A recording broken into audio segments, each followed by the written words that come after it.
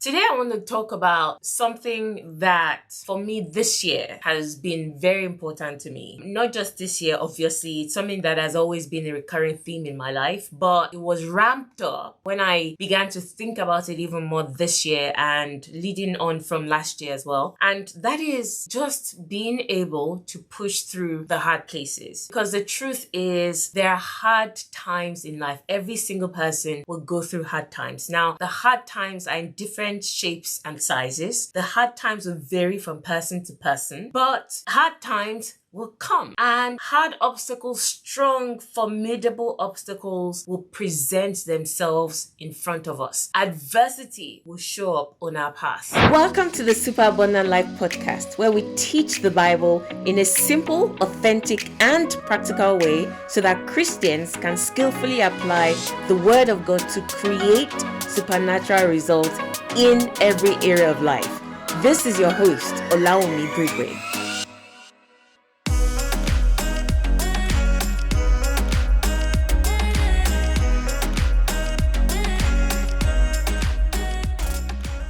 It is not Christianity to preach a gospel that is adversity free. Nobody ever promised us that. Jesus did not promise us that. In fact, Jesus said, in this world, talking about the earth, you will have tribulation. But what he does promise is, he says, be of good cheer, for I have overcome the world. He says in Psalm 23, though I walk through the valley, the shadow of death, I will fear no evil, for God is with me, for thou art with me. So we will go through things. We will go through difficult situations. We will go through situations that are our fault, that we created those situations, or we'll go through situations that happen to us. They were not necessarily the direct result of our actions or something that we did. It just so happens that we were at the wrong place at the wrong time. Something like that. You will go through situations where you may have sown good seeds and good deeds into the life of someone, and they repay you with evil. You will go through situations, hard places, when you're reaching for the good things of life. You say, I want a promotion. I want to build a house. I want to have an impact in my community. I want to raise my children to be wonderful children, to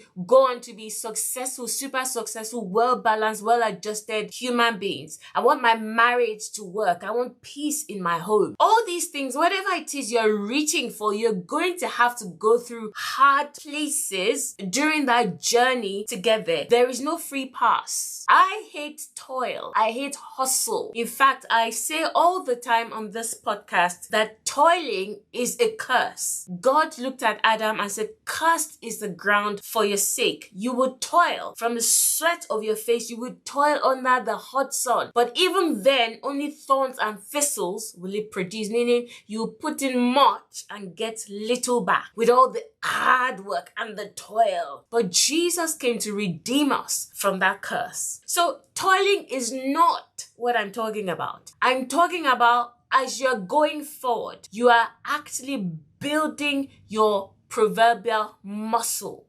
You're growing your capacity, your character as a person. You're becoming the person that can handle greater things, in whose hands greater things can be entrusted in this life. Think about it. From the moment you're born, you're enrolled in the school of life. And the school of life comes at every stage with challenges. The moment a child is born, there's some things that God automatically equips the child with as they're born into this world, being able to, that sucking. Well, you don't teach a child to be able to suck milk. They just know how to do it. You don't teach a child to breathe. The child just comes out knowing how to breathe and all those kind of things. You don't teach a child to digest food, and so you don't teach a child to cry. The child knows exactly how to cry. But as soon as that child starts to get older, the child will have to sit up. The child learns to sit up. And you see videos all the time where the child, the head is so big, there's no balance. You see the child and, they just keep falling. But then does the mother say, no, I don't want my child to fall. I don't want my... No, so just lie down. No, the mother will put the child back and say, sit up. Once the child knows how to sit up, the child has to crawl. Then the child learns to walk. Then the child learns to talk. work. Not in that order, okay? So everything is happening simultaneously. So all of these things are happening. And then you say, oh, praise God, my child is walking, is talking, is doing this, is, all their milestones. Then you go and enroll the child in what is called the school of life again, which is school, literally education. And then the child has to do exams. And then the child has to learn, has to develop their intellect, emotional reaction, emotional responses. You're teaching the child, you're saying, no, you don't throw a tantrum, use your word. If you need something, you don't need to cry. It's the school of life. Before you can go on to secondary school, in most places, you have to do an exam. Before you can go from secondary school to university, you have to take an exam. It's called obstacles. Obstacles are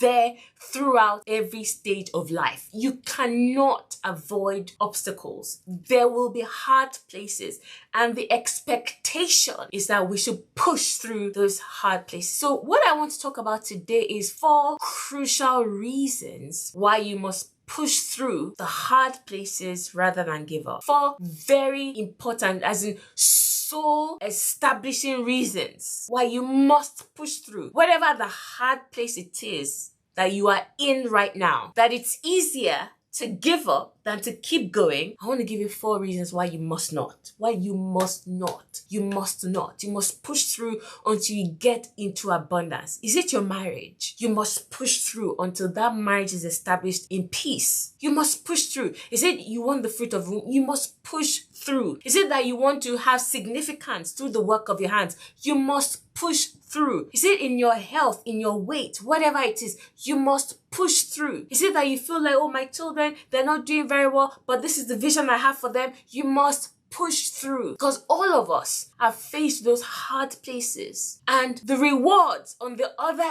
end, honestly, they're incomparable. So you must push through. I'm going to start off by reading a scripture to you. These are Jesus's words. There's something Jesus said that is so powerful. One of the foundational reasons why you must push through, before I go on to talk about the 4 reasons, but this one encompasses everything, just explains why you have to walk through that valley of the shadow of death. Why does it say, I will fear no evil? It means that everywhere you look around you, it looks like there's evil, but you will not be afraid. You'll keep walking. We're not supposed to pitch a tent in the valley of the shadow of death. Some people have not even just pitched tents. They have built 4-story buildings there with strong foundation.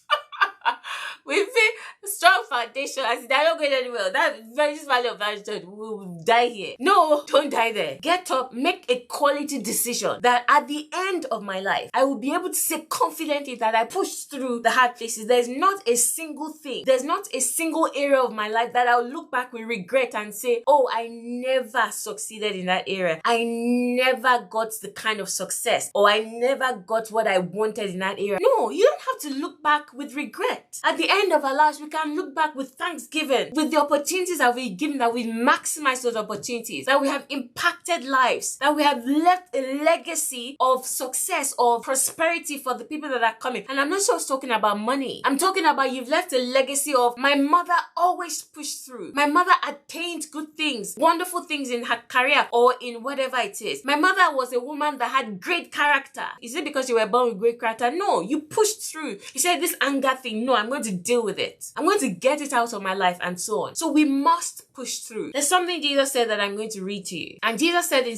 John 7:37 to 38. This is the New English translation. And he says, on the last day of the feast, the greatest day, Jesus stood up and shouted. He said, if anyone is thirsty. So these are the areas of your life. You know what thirst is? Thirst is you need something. You don't yet have it. And thirst does not just go away. So I'm not talking about wishes. I'm not talking about wishful thinking. I'm not talking about passing fancies. Is it someone that drives a car? Your neighbor buys a certain kind of car and like meets like that. It's not just it's just a passing fancy. It's not, I want to be success. I want to be earning at that level, at a certain level that I can just buy this car. Do you understand? That's different. That's more of something that does not let you go. That's something that holds on to you. So not just passing fancies, like it comes out of a place of envy. So the things, thirst doesn't just go away. One of the ways you can test your desires is if it does not last, it's not a proper desire. Okay, so for God, All right. If it does not, if you don't, it may come on very strong, which tends to happen. Especially, those things, those temptations will come on strong, like Dina. So buy that bag now, buy.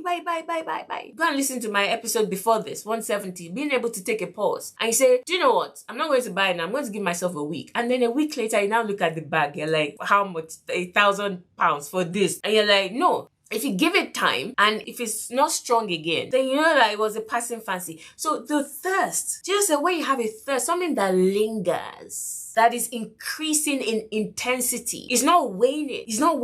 It is increasing in intensity. That even when you try and explain it to someone and say, no, maybe I'm not even supposed to be doing this. Maybe I'm not even supposed to rise to this level in my career. You try and explain it away. But somehow it keeps coming back. That's what a thirst is. So Jesus said, if anyone is thirsty, not the top 1%, not if you have met this criteria, said anyone. If anyone is thirsty, let him come to me and let the one who believes in me drink. So Jesus said that area of thirst, don't ignore it because it's not going to go away. It may become a dull pain where you can live with it, but it does not go away. It doesn't go away. You know how you can maybe have an injury. So in the beginning, it has this piercing pain, like, every time you move, you feel it. But then you don't do anything, say, you just leave it. It becomes a dull pain, so you can still function, but it's there. You feel it. Don't ignore your thirst, because that's what it becomes. You will carry that thing for the rest of your life, and it will not go away. That desire you have to make an impact in a way that is mind-blowing, it will not go away. Jesus said, come to me. He said, don't try and go and fulfill that thirst or meet that thirst on your own. He said, come to me. This is the biggest privilege that we have as followers of Christ. You can come to Jesus. You can present that desire in the place of prayer, and the Holy Spirit will begin to show you the resources that are already in your space. He'll begin to give you wisdom as to what steps to take. He'll begin to give you scriptures that will renew your mind and build a greater image inside you that will help you effortlessly step into that thing. Jesus said, come to me. But this is where I'm really going. He said, if you come with that thirst, listen to this. It says, from within him or out of him shall flow rivers of living water. You come with a thirst. A cup of water is all that is required to satisfy thirst, isn't it? Even if the person has been in desert for 3 days, last,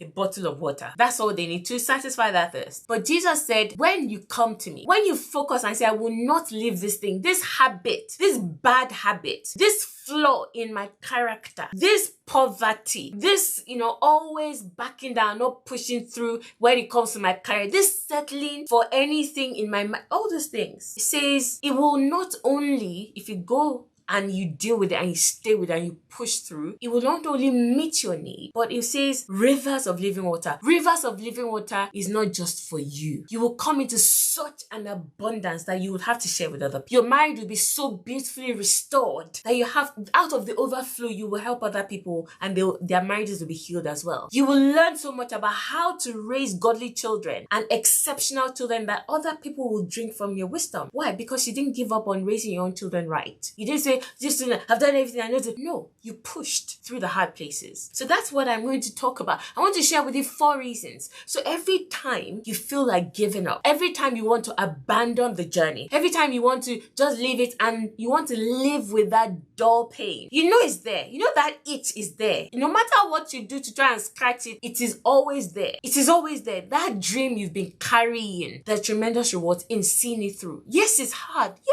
Someone says, I want to become healthy. I want to be fit, to exercise, eat the right kinds of food, right amounts of food, and lose weight and be a certain size. It's hard. It will be hard in places, but then you push through the hard places, it becomes easy, then it becomes hard again, then you push through the hard places until you enter into rivers. It just flows. You have entered into what they call the gusher, where you are just flowing. You're no longer having to check your account to see whether you can pay the mortgage. You've entered in such abundance that you don't even think before you spend money anymore, or before you help someone, or before you give to a project. Why? Because the money that's even flowing into your account is, do you see what I mean? But it takes pushing through the hard places. One of the most beautiful quotes from a man that I respect so highly. He's late, he's no longer alive, but he's a name that, I've quoted him, talked about him a couple of times on this podcast. I just really respect this man. There's some As with any human being, there's some things that he did that were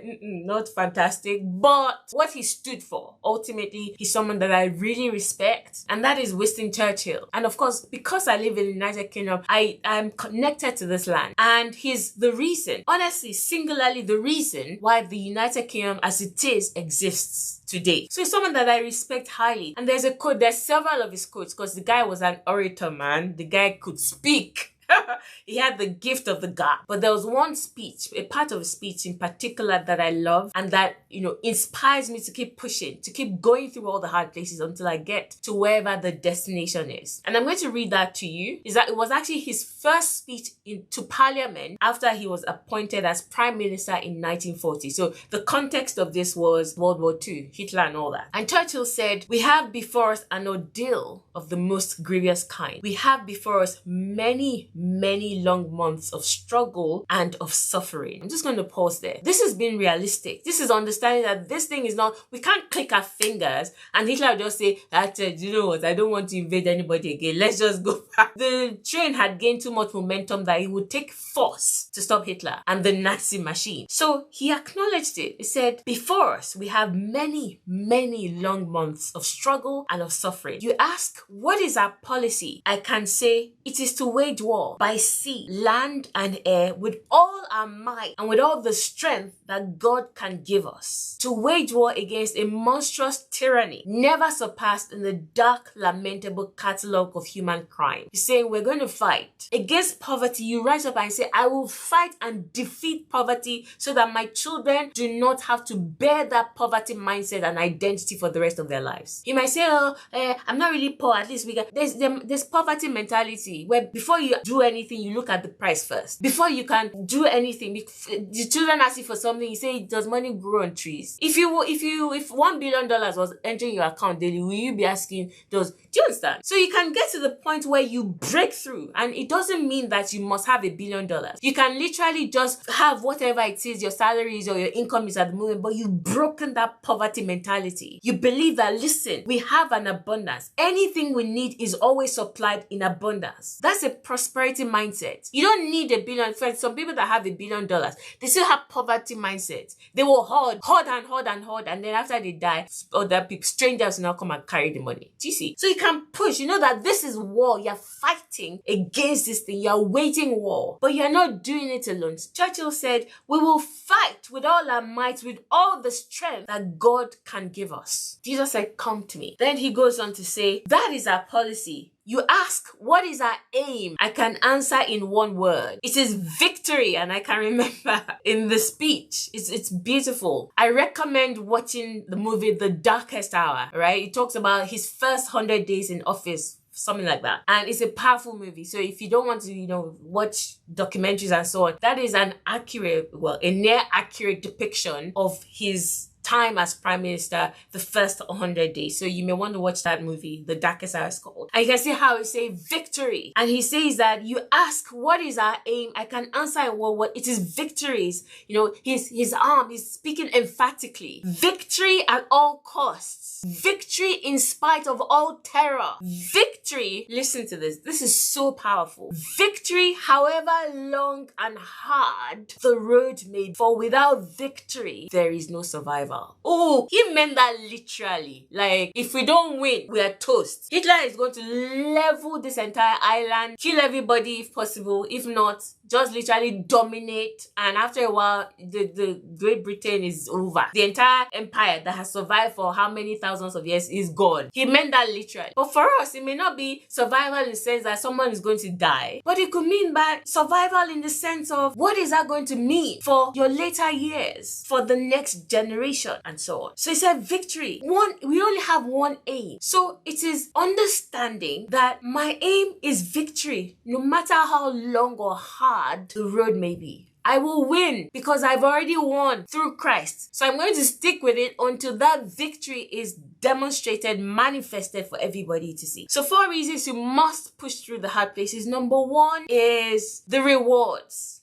The first reason is rewards. Transgenerational rewards for the one who overcomes. Transgenerational rewards, meaning it's not just going to make your life better, but the lives of your children, your children's children. Do you see what I mean? If you break through in your career, in fact, some people will say, oh, but my career, I feel like I really have this desire to really push in my career. I know that what God is showing me, I know where I can really go, where my career is concerned, but I'm also concerned. I want to stay home, my children. And I say that staying home with your children beyond a certain age what are you staying at home with them for? They've gone to school beyond a certain age. And you're going to say, I'm not really going to push. I just want, a part-time job where I'm only working 10 hours a week, just so that I can be there for my children. What do you mean you want to be there for them? How are you being there for them? They're at school how many hours a week? So you're just at home doing what exactly? You have to begin to see like that, which is more representative for them. Seeing somebody that is just at home that could be doing something with their time, or you being them seeing that, oh my goodness, my mom is the CEO of this Fortune 500,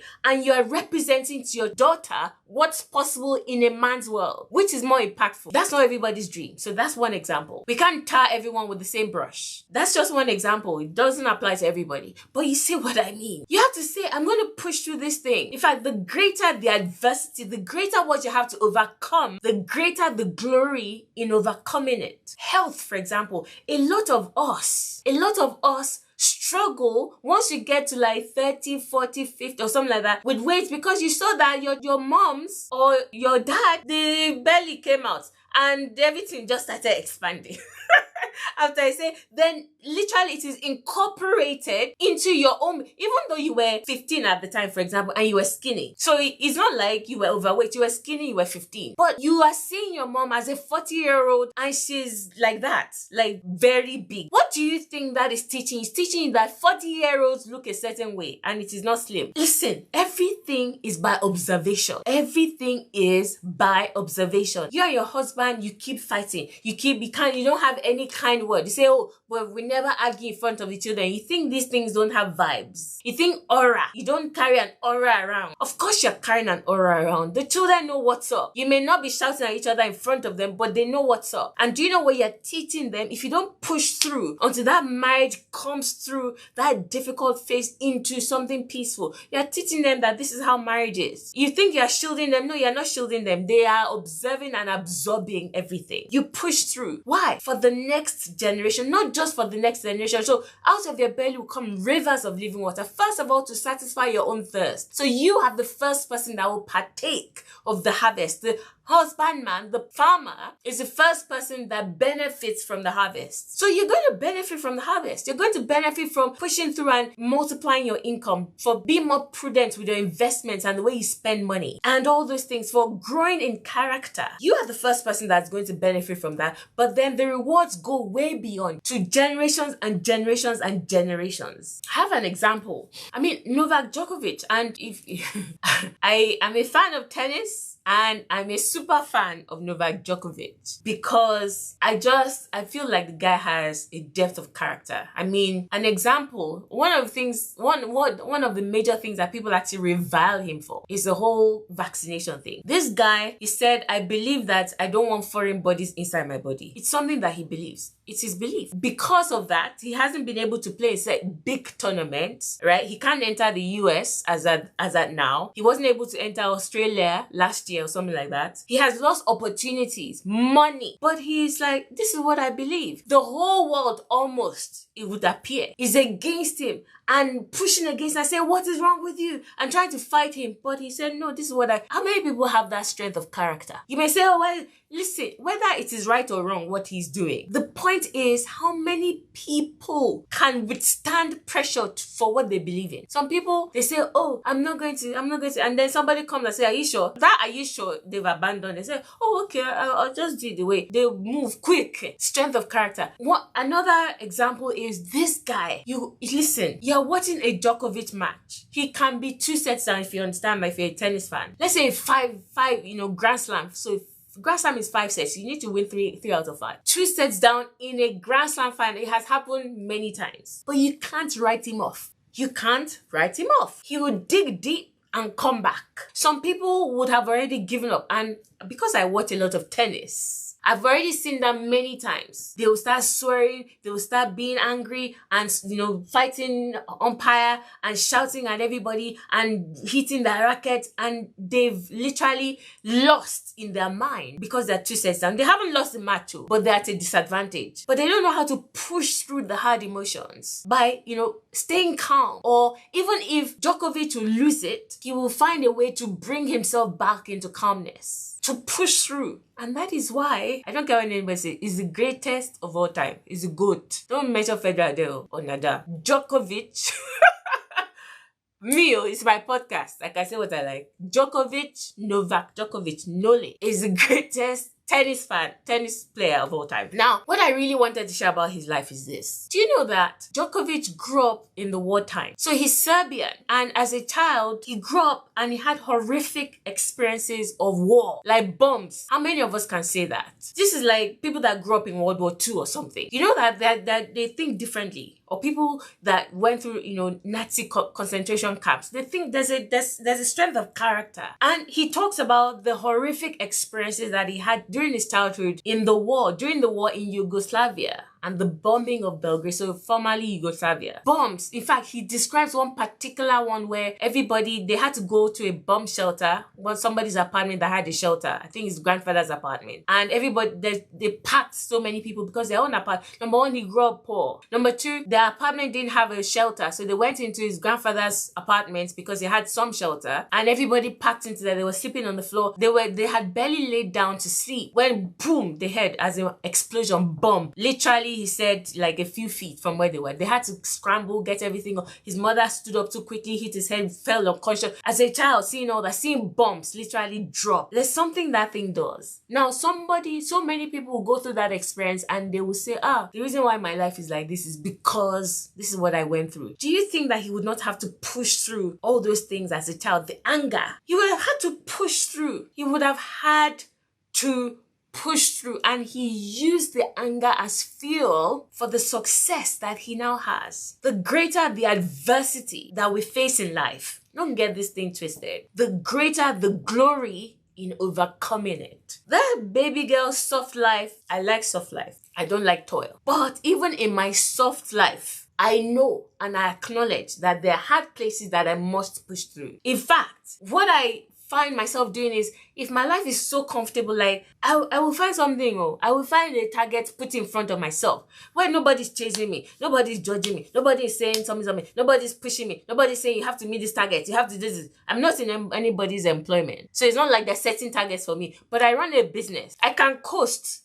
at this level of my business and it will be fine. But I understand that if there's no adversity, if there's nothing choking you, you must create it for yourself, because you go into soul sleep. You have to listen. If life is too comfortable for you, find adversity, create it with your own hands and push through. Say, when was the last time I was even size 10? And say, I'm going to be size, and just for the sake of it. So that's the first one. Transgenerational. It goes beyond you. Other people, including your own children, your children's children, will drink from that river when you push through. The second reason is the comfort. The Bible says, Paul writing, he said, the comfort by which God comforted us, we are now comforting you. In other words, when you receive help, you help other people. So it links to what I was saying the first time. The sole reason why Jesus pushed through the cross was not for his own benefit, just solely for his own benefit. It was for the sake of humanity. You enter, in a nutshell, here's what I'm saying. Here's the second reason. You can't enter into purpose if you don't know how to push through the hard places, because purpose is waiting in those hard places. Purpose is waiting in your place of pain. So when people palliate pain, they just live as a dull pain, as a dull ache. They never push to say, this thing said, I must overcome this thing. And they just leave it and they just become comfortable in discomfort. Purpose is waiting in that thing. The world is waiting for you in that thing. You understand what I'm saying? You can't enter into purpose without going through the hard places. Everything I'm doing today, the whole James saw me teaching on this podcast. All of these things, everything I know today, they have come out of the hard places of my life. They've come out of the hard places. I don't go and say, I want to record a podcast, and I go and read a book and say, hey, okay, what they say there? Oh, okay, let's make notes, and then come and teach. No, never. Not a single episode of this podcast. And that is why people can relate with what I teach. Because I'm not speaking from the place of judgment. I'm not speaking from the place of, I don't know what this thing feels like. From a lack of empathy. I've been there. Do you understand? And a lot of times, these are things that I'm still working through. Purpose is locked in pain. So if you're someone that you always avoid the hard places, you know that marriage, they're saying push, press into prayer. They're saying, what's my own? If it's divorce, it's divorce. Do you not know? Do you not understand that if you push, that marriages will be saved, including your own children, because you push the comfort with which you are comforted, other people will receive comfort from it. Your purpose is waiting. Destiny is at stake in pushing through the hard places. You must push through the hard places. That's the second crucial reason. You say, I'm looking for purpose. I just lack fulfill. I just don't have fulfill. This is why, because the things that are hard, you're just pushing them. You say, this weight, I've just failed. I just can't shift. Let me just leave it.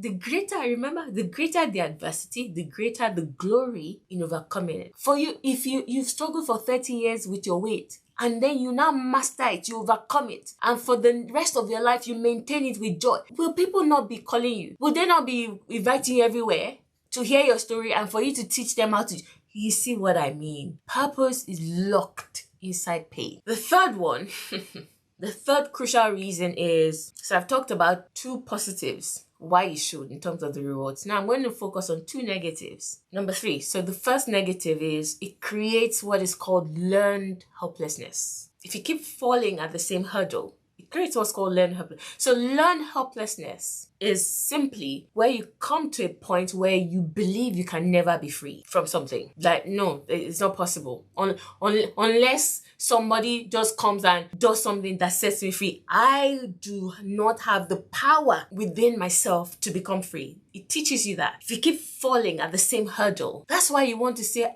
this thing, it has gone on for too long. You have surpassed this mountain long enough. Move forward. You talk to yourself, say, move, deal with this thing, overcome this thing once and for all. And what is the danger of learned helplessness? Learned helplessness basically can grow to the point that it overshadows your whole life. Have you not seen people that are completely defeatist? That thing started with maybe they came out of school, university, graduated from university, and they couldn't find a job immediately. So 1 year went by, maybe 2 years went by, and they became completely defeatist. They gave up. They started bad-mouthing everything. They started saying the economy and this one and this one. Meanwhile, their mates that were also struggling to find jobs, one of them started started selling something, right? Started learning new skills. Saying, no, I don't have to work with electrical engineering.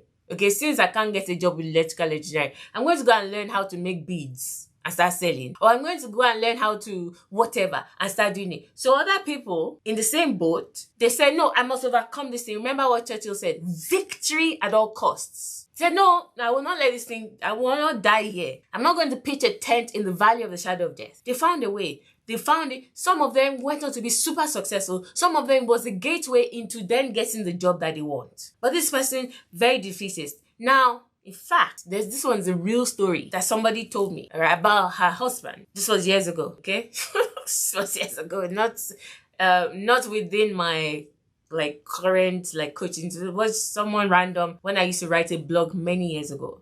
She wrote me and told me this story about her husband, essentially. And she was like, since he came out of school, he came out with a certain degree, and they live in Nigeria, or lived, I don't know, because I haven't been in touch with this person for many years. And I helped her as much as I could, at the point. I said, this is what you can do, and so on.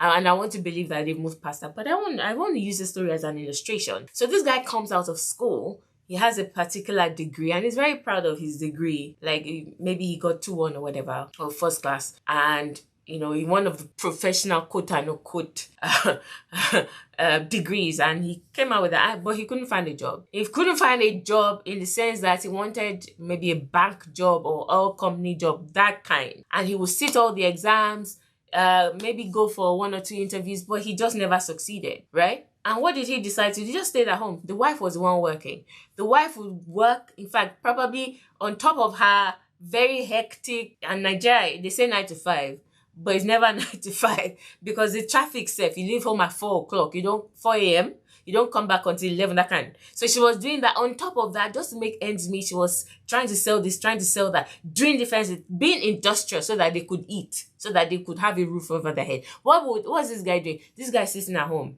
saying, I must get it back, his bank job or all company job, or bank job or all company job, or bank job or all company job. After a while, after years, this was like 5 years old, and they had married in that time. After a long time of not getting bank job or all company job, he now changed his focus. I said, no, it is to go to Canada. I must go to, that's all I want to do. He's not looking for, he had stopped ages ago. Yes. He had not sent out any CV. He had not tried anything else. He had not tried to say, okay, let me even go and say, let's even learn this, how to design a website, or how to do this, or let's even make some money. No. He was just sitting at home. He had to say, this thing, just sitting down and living with that dull ache, had trained him to become so helpless that he could not help himself. Now, what do I mean by it is pervasive? It eats into other areas. You think the guy will welcome his wife with smiles, without cooked. This kind of person that I'm describing. Would he welcome his wife back and say, oh, well, welcome, honey, and he will have cooked and say,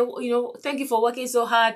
I took care of the children. What would you like to do? Does that sound like this kind of person? It doesn't, because it seeps into other areas of your life. Why? Because this is who you are becoming. The person is becoming someone that is helpless. They learned helplessness. No human being was ever created to be helpless, but we learn to be helpless, to believe that we are powerless. Of course, what did he begin to do? Every time the man comes home, he will shout, he will do this, started behaving horrifically. Order her to, 11 o'clock, order her to enter kitchen and say, well, who is going to eat takeaway? Go and cook and pound yam and all these things for me. The children will be scattered all over the place. He hasn't done anything. But he's like, no, it's Canada. Meanwhile, I applied many times. They turned it. Why would they even give him? He didn't meet the criteria. Nothing. You just hold this pipe dream and you do nothing. Do you see what I mean? It pervades the person's thinking. It becomes the way they make decisions. It colors the way they see life. By the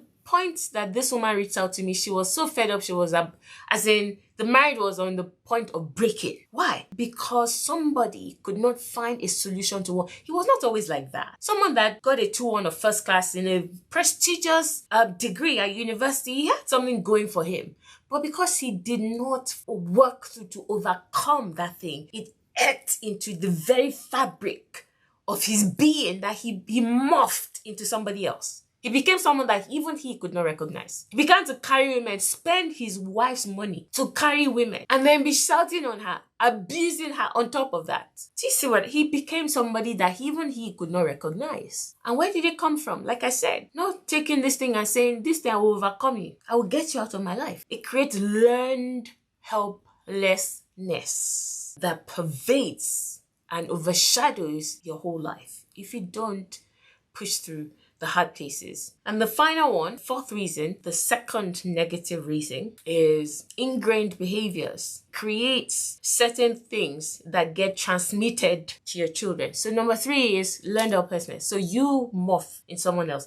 Then the follow-on of that is you transfer that thing to your children. Have you ever wondered why a man is angry and he has a hot temper? And the son too is hot-tempered, or the daughter. He said, oh, you're just like your father. You're just like... Do you think God looked at this person and said, oh, okay, we're about to send a child to them. This man has a really hot temper, so we must create this child to have a hot temper so that people will know that she's truly her father's daughter. Do you think that's how it works? It doesn't make sense. So it means it's learned. It means it's learned. It means it is learned. Some things enter into the DNA. In fact, I was researching for this episode. Something literally enter into the DNA that you can identify it in the DNA. Certain tendencies that you didn't sit down to teach the child. It just somehow seeps into the being that you multiply the thing to your children automatically. You don't want it, but you don't have a choice. You don't have a choice. It just gets multiplied. So for example, let me give you an example from the Bible. Abraham. Was Isaac born? Was Isaac present when he went to Abimelech and lied and said, this is my sister? Isaac wasn't even born. Here's what I'm saying. Isaac was not even born. I mean, this is how powerful this thing is. It's not like he was carrying Isaac along and Isaac was like, okay, my father, this is how you get out of...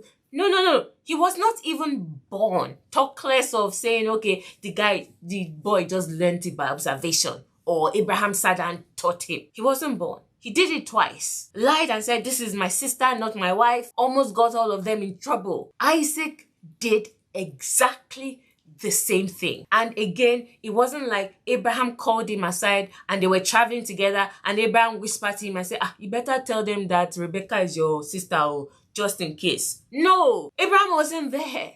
And I don't think that scenario ever came up. It had been transferred through the genes. This thing is so powerful. Go and research it. It is so powerful, like genetic engineering. You say, but my children don't know about this habit that I have in secret. It is entering into you. It is entering into them. There's a spirit realm. Things are lighting up in the spirit realm. And this is what people call generational curses. This is what people call generational curses. And someone is given to masturbation. I say, but it's a secret. It is being transferred. The spirits, it is latching on to the next generation. This is how these things work. So Abraham had ingrained this idea that in order to get out of tough places, in order to get out of conflict resolution, it is to use trickery. You must trick people to save your own skin. This is what he had ingrained into himself. It was a fault that he did not deal with. He did it first time, did it second time. His son, Isaac, did the same thing. And who did Isaac give birth to? Jacob. Jacob now took it to a whole new level, using trickery for conflict rate. I want something, or I want to avoid something. How do I do it? Trickery. What did Jacob's sons do? Didn't they kill Joseph? They said, this guy is bothering us. We don't want this guy around. They were going to kill him, sold him as slavery, and then lied, used trickery to convince their father that he was killed by what? You see, it was being transferred. Nobody sat down to teach them that, listen, to resolve conflicts, use tricks, lie, deception. Some were not even born when their fathers were doing it. But it is called genetic engineering. Things entering into your DNA and you are subconsciously passing it via the channels of the spirit into your children. So is that not reason enough to deal with that thing? To overcome that thing? To push through the hard places? It's one of the important things that drives me. I'm like, no, I'm going to set an example. I have a daughter. I'm her model. Whatever I achieve in life, whatever I'm doing, I'm showing her what's possible as a woman in this world. So if I don't make anything of my life, I've given an example of what's possible. And for those of us that are parents, do you understand? Sometimes they did it that some of us, we're not always privileged to have the example. Then you have a harder task. You have to now work on. That's why the Holy Spirit will now help you. You have to overcome. Somebody say, go for that role. But you never saw your mom go for any kind of role. And then imposter syndrome comes. Where do you think all those things are coming up? It's because you didn't have an image. You didn't have the example. If your mom was CEO of a multinational, for example, and somebody is saying, go for that role, that is COO, do you think you have imposter syndrome? You've seen it before. That is your model of what life will be as a woman in the career space. You understand what I'm saying? These are just examples. Like I said, this is not the bar for anybody, but the point is these things get transmitted from generation to generation. You don't sit down to teach your children, but somehow it is entering into your being and is being transmitted via spirit